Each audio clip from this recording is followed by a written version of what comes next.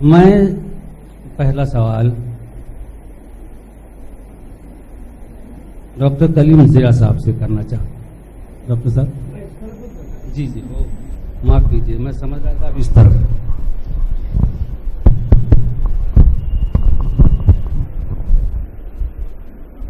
کلیم ضیاء صاحب، آپ کی نظر میں اقبال دشمنی کے کیا اسباب ہیں؟ اقبال دشمنی کے اسباب بتائیں. السلام علیکم ورحمۃ اللہ وبرکاتہ. ہم جس مذہب یا مسلک سے تعلق رکھتے ہیں وہاں دوستی سے زیادہ دشمنی کار فرما ہے. ہم نے پیغمبروں کو نہیں بخشا، ہم نے ہر اس شخص کو ایذا پہنچائی جو یا تو مصلح قوم رہا ہے یا مصلح ادب رہا ہے. اقبال بھی اسی زمرے کی ایک کڑی ہے. اقبال یقینی طور پہ ہم سب جب چھوٹے رہتے ہیں، ہمارا بچپن ہوتا ہے تو وہ کیفیات بہت مختلف ہوتی ہیں. مثلا اقبال کی شروع کی شاعری آپ دیکھ لیں، ابتدائی شاعری، تو وہ کہتے ہیں کہ اٹھا کر پھینک دو باہر گلی سے، نئی تہذیب کے انڈے ہیں گندے. چونکہ یہ رویہ ہم سب کا ہوتا ہے.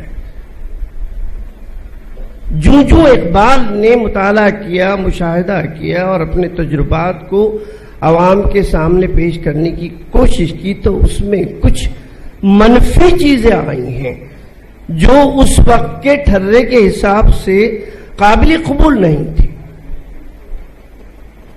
ایک طبقہ تھا جو ظاہر سی بات رئیسانہ طبقہ تھا جو چاہتا تھا کہ ان کی، آج بھی ہے، کہ ان کی ہاں میں ہاں ملائی جائے اور اس کے بعد وہی کہا جائے، وہی الفاظ ہماری زبانوں سے ادا ہوں جو ان کے ذہنوں میں ہیں یا جو وہ کہتے ہیں یا وہ چاہتے ہیں. ہماری سوچ وہی ہو جو ان کی سوچ ہے. اقبال اس کے یکسر مخالف تھے. جیسا کہ حضرت نے فرمایا کہ اقبال نے اپنے ایک راستہ الگ سے چنا ہے. اور کیوں چنا ہے تو وہ اس کے اسباب بے شمار ہیں. تو اقبال کی دشمنی کا پہلا سبب یہ تھا کہ ان کا وہ جو نیا راستہ تھا جس کے تعلق سے اقبال نے تلوی کے طور پہ ایک قطعہ کہا تھا کہ دم عارف نسیم صبح دم ہے، اسی سے ریشہ معنی میں نم ہے، اگر کوئی شعیب آئے میسر، شبانی سے کلیمی دو قدم ہے. یہ وہ اشارے ہیں جو اقبال کو دشمن بنا دیتے ہیں قوم اور ملت کا. ہمارا وہ طبقہ جو قرآن تقلید کا عادی تھا، وہ جب یہ شعر سنتا ہے کہ باغ بہشت سے مجھے حکم سفر دیا تھا، کیوں کارے جہاں دراز ہے اب میرا انتظار کر، تو وہ طبقہ جو علماء کا طبقہ تھا وہ سوچنے پر مجبور ہو جاتا ہے کہ آج تک تو ہم نے ایسی کوئی بات نہیں، تو باغی ہے. اسی لیے تو ان پر کافر کے اور مشرک کے الزامات عائد کیے گئے ہیں. ایک سبب تو یہ تھا، ایک سبب یہ تھا، اور وہ تھوڑا سا میں بہت ادب سے عرض کر رہا ہوں کہ اقبال عملی طور پر کمزور مسلمان تھے تھوڑے سے. اقبال صاحب کا ذکر کریں. جی، عملی طور سے مراد جو ہماری روایتیں ہیں، بھئی اقبال 5 وقت کی نماز پڑھتے تھے، انہوں نے داڑھی رکھی تھی نہیں رکھی تھی، یہ وہ اسباب تھے جس کی وجہ سے اقبال کی زبان سے نکلی ہوئی اصلاحی باتیں عوام میں قابل قبول نہیں تھیں یا وہ لوگ پسند نہیں کرتے تھے اس بات کو. رہا ایک اور دشمنی کا، جیسا آپ نے ذکر کیا ہے، اقبال چونکہ اردو ان کی مادری زبان نہیں تھی، چونکہ وہ کسی اور زبان کی قائل تھے. اب قائل کیا، بلکہ ان کی زبان تھی کچھ اور ایک سبب یہ تھا کہ بیرونی شخص جب اندر آتا ہے تو اس کو ہم قبول کیسے کر سکتے ہیں. یہ کچھ اسباب تھے اقبال کی دشمنی کے جو عام میں بہت عام تھی اس وقت. اقبال کا پیشکش کا جو انداز تھا وہ بھی اپنے طور پر بہت مختلف تھا، ورنہ یوں ہی لوگوں نے نہیں کہا تھا کہ بھیا اردو میں شاعری کرو یا عربی فارسی، یہ بازو ہٹاؤ، یہ تم فارسی میں شاعری کرتے ہو۔ آپ کو یاد ہوگا کہ وہ اقبال کہتے ہیں تصویر درد میں کہ نہیں منت کشے تاب شنید انداستاں میری، خاموشی گفتگو ہے بے زبانی ہے زباں میری۔ اور اسی کی اس کو آگے بڑھاتے ہوئے اقبال خود کہتے ہیں کہ یہ دستور زباں بندی ہے کیسا تیری محفل میں، یہ دشمنی کے اسباب تھے، یہ دستور زباں بندی ہے کیسا تیری محفل میں، یہاں تو بات کرنے کو ترستی ہے زباں میری۔ تو اس قسم کے بے شمار اسباب ہیں جو آج بھی ایک خاص طبقہ ہے جو اقبال کے تعلق سے قبول کرنے کو تیار نہیں ہے۔ بہت اچھی باتیں بتائیں۔ کلیم ضیاء صاحب نے ایک بات یہ بھی عرض کی، ابھی فرمایا کہ اقبال کی زبان پر حملے ہوئے، زبان مکمل طور پر درست نہیں کہی جا سکتی۔ دیکھیے اس بات میں جی فرمائیں۔ دین نام ہے معاملات کا، دین نام ہے معاملات کا، اور ہم میں سے بیشتر لوگ اپنے معاملات میں بے انتہا کمزور ہیں، لیکن علامہ اقبال کے یہاں جو معاملات کا پہلو ہے وہ بہت اسٹرانگ ہے۔ اقبال معاملات کے معاملے میں بہت مضبوط تھے، اس اعتبار سے وہ اب ان کا جو بھی بظاہر عمل رہا ہو وہ دوسری بات ہے، ورنہ ان کے معاملات بہرحال دین کے موافق تھے جو کہ آج تک ہم نے پڑھا ہے اور سنا ہے۔ ان تمام باتوں کے باوجود اقبال نے خود کہہ دیا، اعتراف کر لیا ان سب باتوں کا، اور جہاں پر تمام اعتراضات ختم ہو جانے چاہیے کہ اقبال بڑا اپدیشک ہے، من باتوں میں موہ لیتا ہے۔ اقبال بڑا اپدیشک ہے، من باتوں میں موہ لیتا ہے، گفتار کا غازی بن تو گیا، کردار کا غازی بن نہ سکا۔ اور یہ اعتراف یقیناً کوئی اللہ والا ہی کر سکتا ہے، عام آدمی کے بس کی بات نہیں ہے۔ بہت شکریہ۔ اس ضمن میں ایک لطیف دیجیے، میں پہچاننے میں مجھے طاقت نہیں۔ کلیم صاحب، علامہ اقبال نے اگر ان کا کلام پڑھیں تو لگتا ہے کہ انقلاب پیدا کیا انہوں نے، خاص طور سے جو زاہد صوفی مریدان تھے۔ اب اندھیرا ہے چاروں طرف، اس وقت جو صورتحال ہے، اور دور تک ہمیں کوئی اقبال بھی نظر نہیں آ رہا۔ شاعر نے کیا خوب کہا ہے کہ جو ستاروں کو راہ دکھاتے تھے وہ کہاں چلے گئے، ہمیں ان کا انتظار ہے۔ یہ جو صورتحال ہے اس کا سبب ہے۔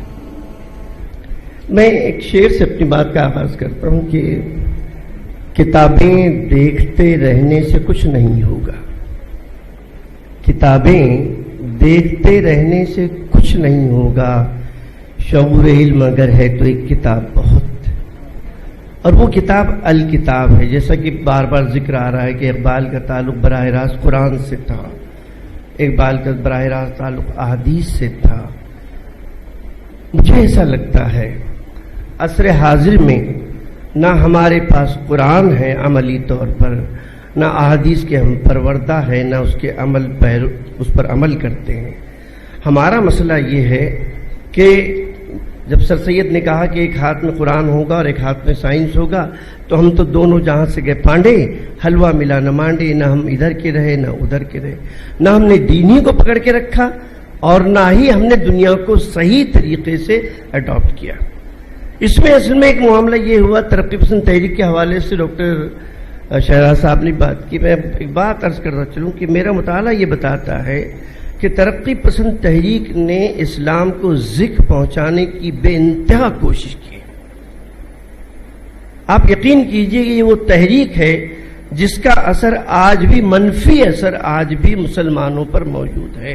اسی لیے ہمارے جتنے نیو کمرس شعراء فنکار جتنے آتے ہیں وہ کہیں نہ کہیں مذہب بیزاری کا مظاہرہ کرتے ہیں، اور اگر اتفاق سے اگر کسی کو کوئی ایسا عمل کرتے ہوئے دیکھ لے، کسی فنکار کو، کسی شاعر کو، کسی افسانہ نگار کو جس میں مذہبی عناصر در آئیں، تو وہ اس کے دشمن ہو جاتے ہیں یا پھر اس کو حقیر جاننے لگتے ہیں، جبکہ ان کا اپنا آپ دیکھیے ہمارے پاس میں جو علوم ہوا کرتے تھے، حالی نے بھی کہا ہے کہ بھئی آپ کو اچھی اردو جاننے کے لیے فارسی جاننا ضروری ہے، عربی جاننا ضروری ہے، ہندی جاننا ضروری ہے، سنسکرت کا بھی ذکر ہے۔ آج ہمارا جو طبقہ ہے شہزاد صاحب، آپ بتائیں کہ کتنے لوگ ہیں جو فارسی سے واقف ہیں، کتنے لوگ ہیں جو عربی سے واقف ہیں۔ ایک میں اپنے استاد کی بات کر رہا ہوں جو اسی علاقے سے متعلق تھے، 2 سال تک ایم اے کی کلاس میں ایک عربی کہاوت کو حدیث بتا کر کے وہ پیش کرتے ہیں، من عرف نفسہ فقد عرف ربہ، یہ عربی کہاوت ہے، یہ حدیث نہیں ہے، لیکن وہ مرحوم ہمیشہ اسی بات کو بس پیش کرتے رہے کہ یہ حدیث ہے، اور یہی سناتے رہے 2 سال تک۔ اب آپ مجھے بتائیں کہ جی قول ہے وہ، اب ہم تو ہمارے پاس تو بھائی ضعیف احادیث بھی ہیں، لیکن وہ ضعیف کے نام سے ہمارے پاس میں مستند احادیث بھی ہیں جو اب تو خیر بہت عام ہو رہی ہیں ماشاءاللہ۔ کچھ جماعتیں ہیں جو اپنے طور پر عملی طور پر اس کو کرنے کی، اس کو امپلیمنٹ کرنے کی کوشش کر رہی ہیں۔ مجھے ایسا لگتا ہے کہ اقبال کو اول تو سمجھنے کے لیے، جس طرح قرآن کو سمجھنے کے لیے حدیث کا علم ضروری ہے، مذہب کی قربت لازمی ہے، اسی طرح اقبال کو سمجھنے کے لیے قرآن کا مطالعہ اور احادیث کا مطالعہ ضروری ہے۔ عصر حاضر میں جیسا کہ آپ نے فرمایا، عصر حاضر میں ہم نے یہ سب چھوڑ دیا ہے، اس کے اسباب یہی ہیں کہ ہم پستی کی طرف چلے گئے ہیں۔ اگر آج بھی اگر ہم چاہیں تو اس جو دین جس کو کہا جاتا ہے، اگر اس کو عملی طور پر اپنی زندگی میں لے آئیں تو مجھے لگتا ہے کہ وہ دن جس کو عروج کہا جاتا ہے وہ ہم سے بہت دور نہیں ہے۔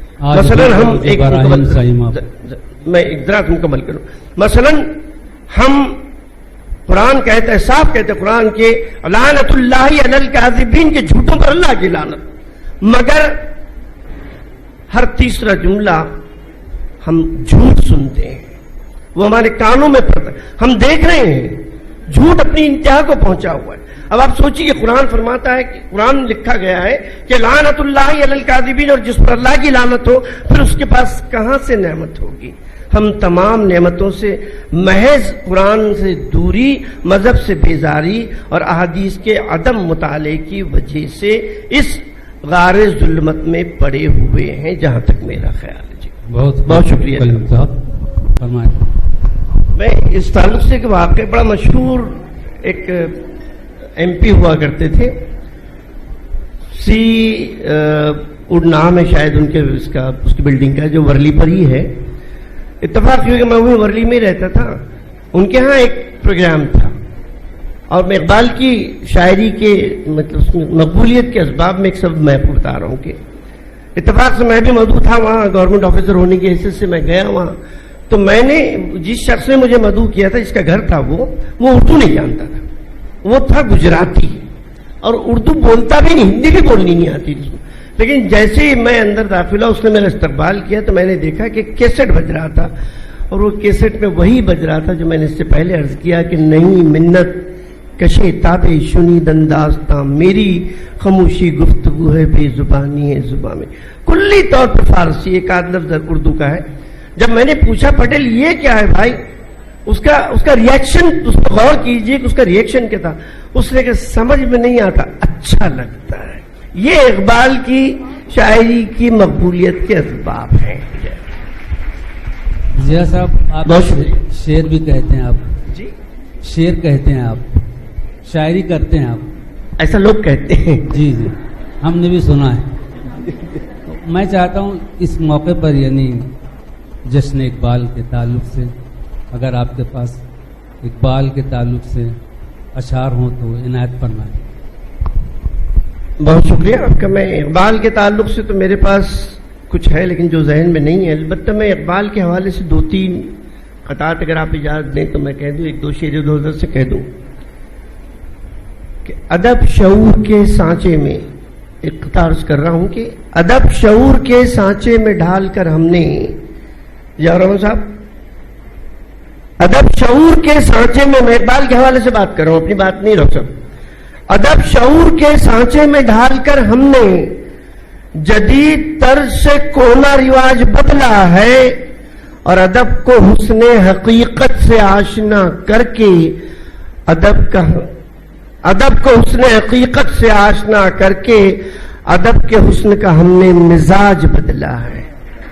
اقبال کے حوالے سے میں نے بات کی ہے کہ ادب شعور کے سانچے میں ڈھال کر ہم نے جدید طرز سے کونا رواج بدلا ہے اور ادب کو حسن حقیقت سے آشنا کر کے ادب کے حسن کا ہم نے مزاج بدلا ہے. میرا خیال ہے کہ یہ قطع کافی اقبال کی شاعری کے حوالے سے. بہت شکریہ. بہت شکریہ. شہزاد انجم صاحب آپ عید کیا ہے تب و تاب جاویدانہ. شکریہ. جی جی جی. اقبال کے مزار کا دوسرا پہلو یہ ہے, بہت ادب سے عرض کر رہا ہوں, کہ آپ کو ان کی مزار کی جالیوں پر دھاگے بندھے ہوئے ملیں گے, چوڑیاں بندھی ہوئی ملیں گی, منتیں مانتے ہیں لوگ وہاں جا کر کے, اور جو بھی وہ عمل ہے وہ کرتے ہیں. یہ ایک تاریخ پہلو ہے اقبال کی مزار کا. بہت شکریہ, آپ نے مدعو کیا مجھے, اس کے لیے میں بے انتہا مشکور. میں اپنے تمام